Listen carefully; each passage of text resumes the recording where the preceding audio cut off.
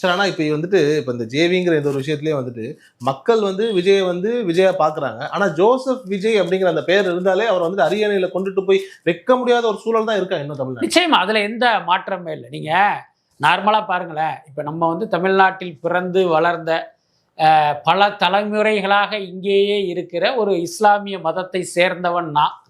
இப்ப நான் வந்து இங்க ஒரு கருத்து சொல்றேன் அப்படின்னா, நீங்க உங்களுடைய யூடியூப்லேயே போய் பாருங்க. நீ பாகிஸ்தானுக்கு போ அப்படின்னு ஒருத்தன் கருத்து போடுவான். இப்போவும் இஸ்லாமியர்கள் குறித்த பார்வை என்பது இவர்கள் எல்லாமே பாகிஸ்தானை சேர்ந்தவர்கள்ங்கிற மாதிரி இருக்கு. இதுதான் உண்மை.